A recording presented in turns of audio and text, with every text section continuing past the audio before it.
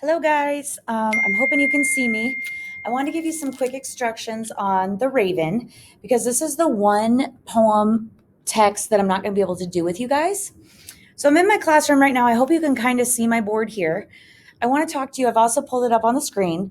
So, The Raven. Once upon a midnight dreary, while I pondered, weak and weary, over many a quaint and curious volume of forgotten lore. While I nodded, nearly napping, suddenly there came a tapping, as of someone gently rapping at my chamber door. "'Tis some visitor," I muttered, tapping at my chamber door. "Only this and nothing more."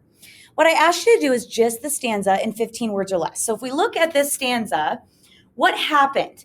He was beginning to nap.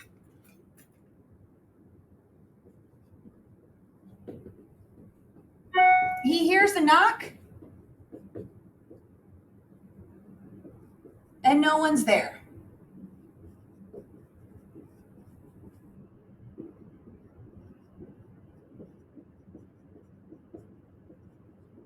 Okay. Distinctly, I remember. It was in the bleak December, and each separate dying ember wrought its ghost upon the floor. Eagerly I wished the morrow, vainly I had sought to borrow from my book surcease of sorrow, sorrow for the lost Lenore, for the rare and radiant maiden whom the angels name Lenore, nameless here forevermore. So, what is he sad about? What is he kind of remembering? He's remembering that Lenore, this beautiful woman, died.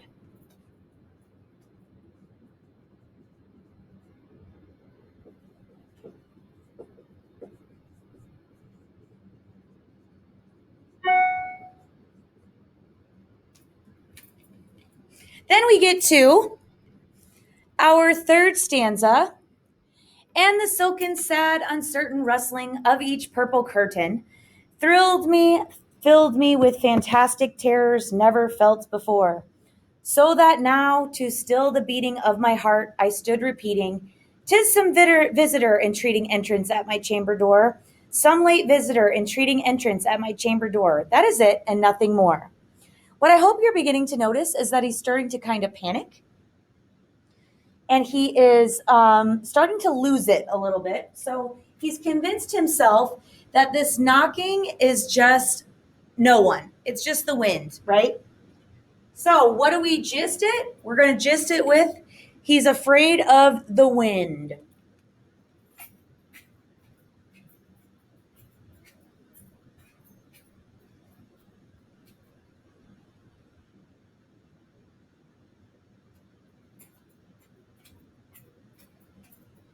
So I'm writing up here. He was afraid of nothing.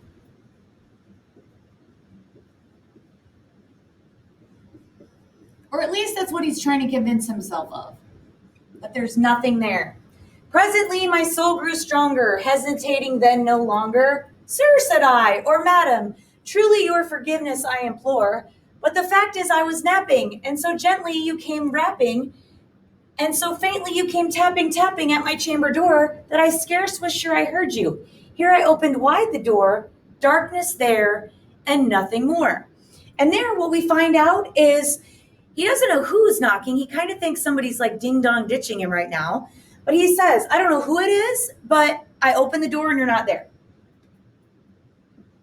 Who is it? No one is there. In our next stanza, deep into that darkness peering, long I stood there wondering, fearing, doubting, dreaming dreams no mortal ever dared to dream before. But the silence was unbroken, and the stillness gave no token, and the only word there spoken was the whispered word, "Lenore?" This I whispered, and an echo murmured back the word, "Lenore." Merely this and nothing more. All right, do you notice he's really starting to lose it now?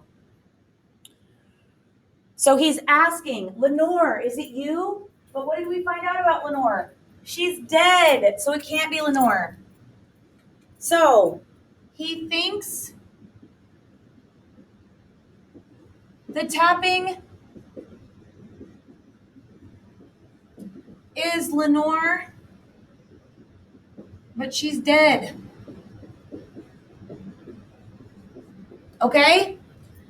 Scroll down further. Back into the chamber.